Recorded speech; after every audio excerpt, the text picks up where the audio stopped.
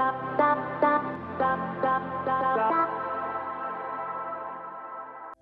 TJ. I'm Piper. And this is a quick word. Kids Edition. Piper, do you know what this is? It's iron. It's an iron. And what do irons do? They make shirts clean. They make shirts clean. All right, so what you do with an iron is you put water in this little hole right here, and then you plug it in, and you wait for it to get hot, and once it's hot, you put the hot part on the shirt. And as you move it around on the shirt that used to be wrinkly and all crumpled up becomes straight and smooth and pretty. That's pretty cool, huh? Now, what's one thing that you don't want to do with an iron? You don't want to touch the bottom or it'll burn your hand like I did on my dad's grill when I was little at our old house, and it hurt so bad. And people came, and my mom gave me a bowl of water and ice so I can put my hand in there. And people came. One person gave me a toy, a Minnie Mouse toy that can sell money. Yeah. So you don't want to burn your hand because it hurts, right? Yeah. But you do kind of get toys out of it, so that's kind of cool. So yeah, you don't want to touch it because it'll burn you. Now, could you imagine being the shirt right now? No. What do you, if the shirt could talk? What do you think the shirt would be saying? It will say, I don't want that on me. I don't like that on me. No. Yeah. I mean, it's got to be hot. Like, it's got to be painful, right? Yeah. But in the end, like, it's all worth it. Because what ends up happening at the end is the shirt, it doesn't have wrinkles anymore. It's smooth, it's beautiful, it's spotless, it's wrinkle free. Now there's a guy in the Bible. Can I borrow your Bible? Yes, Thank you. Of course, Dad. Thanks. There's a guy in the Bible, his name is Paul. And Paul really loved Jesus. And Paul loved telling other people about Jesus, but unfortunately there were some guys who didn't like Jesus. And so they arrested Paul and they threw him in jail for telling other people about Jesus. Now, have you ever been to jail? No. You've never been to jail? Mm-mm. No? What do you think jail's like? It's like,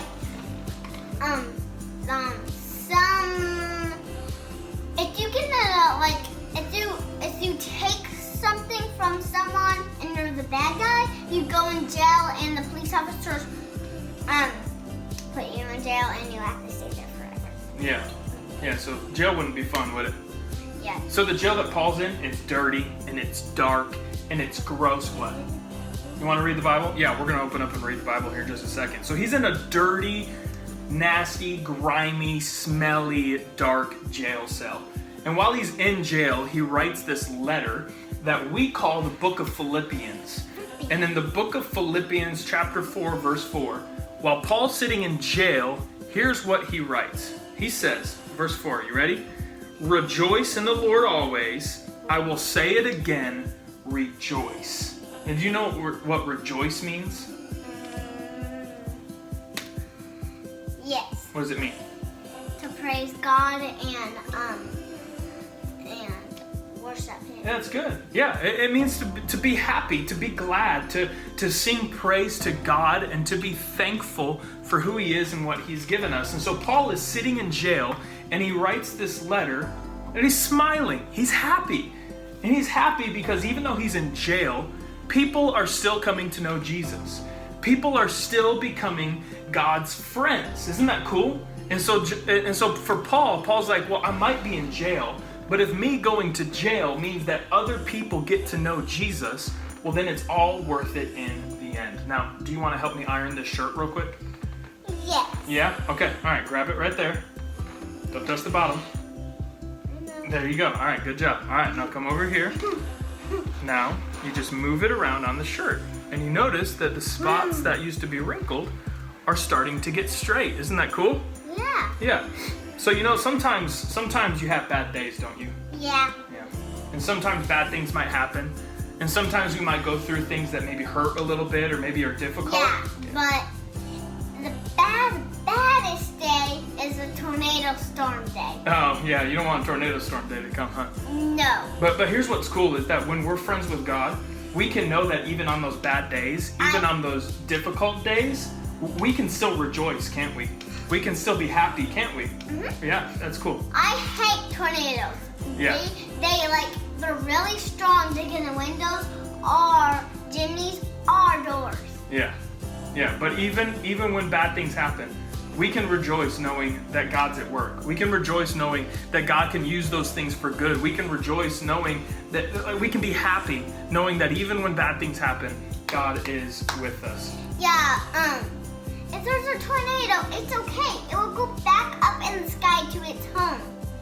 That's all we got, family. We love you guys. We're going to see you next time, all right? Bye. Bye.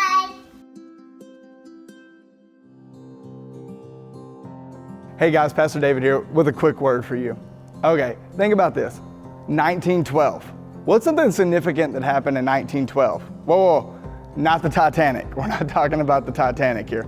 We're talking about Oreos. Like, come on, who doesn't love Oreos? Like, I love Oreos. Like, they're like the greatest cookie ever. We get so many great things from Oreos, right? Like what? Like ice cream, Oreo ice cream? Top notch. But anyway, it's not about Oreos. This is about us getting closer to Jesus today.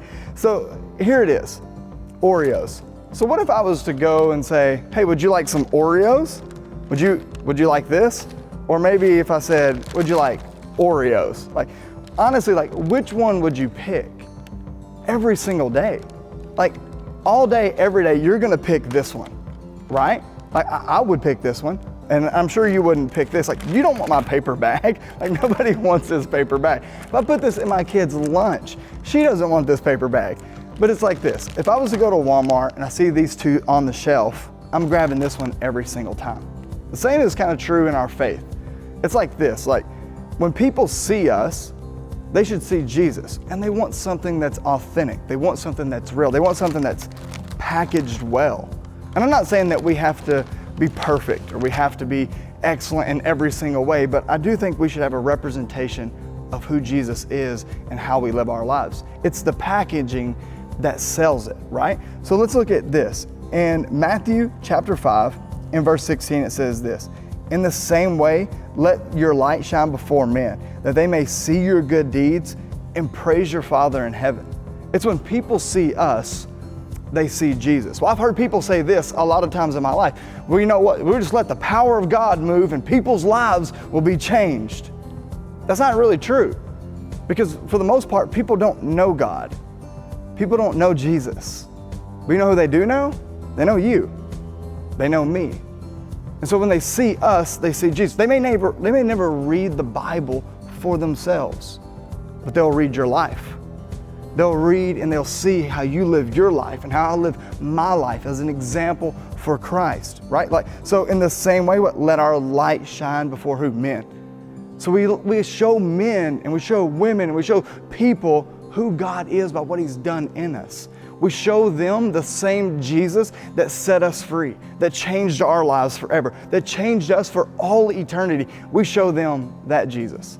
We show them every single day by the way we live our lives, by the way we treat others with respect and with honor and with love and with kindness. The same love and kindness has been shown toward us. It's like this. Why would we do this? Because we want to be an example for Christ. We want people to come to know Him. We want people who are far from Him to come to know Him, and those who know Him to continue to grow in Him. Well, how do they do that? By reading our lives in the way that we live them for others. So how do we do this in a real practical, tangible way each and every day of our lives? By what? Giving what we have. We give what we have to other people. By what? Serving others. What did Jesus do in His last moments on earth? He washed His disciples' feet. He served His disciples. And by intentionally sharing Jesus with other people. It's the intentionality of it that goes a long way. When we're packaged properly, people are able to receive us, but we have to be intentional to say, hey, look, this is what God has done in my life, and I believe He can do the same in your life. So each and every day, we should come with a proper packaging to represent Christ well in our lives. To be more like Him is to be closer to Him, to take a step closer, to be like Jesus each and every day. Why? So we can shine the light that God's put in us, so people can see God, so their lives can be changed. Look, this is something that I know for sure. When you bring a friend to church, or maybe you're sitting across in the living room with them, and you've shared Jesus with them intentionally, and there's that moment of response, and they raise their hand, and tears stream down their face, you will never be the same. Yeah, they'll never be the same, but you'll never be the same either. Because when you see those that you love and you care for come to know Jesus, your lives forever changed. And then your why changes. And then your intentionality changes. Today, family, share the love of Jesus with somebody, whether that's a friend, a family member, or a coworker, and your life will never be the same. It's been a great day. We'll see you next time.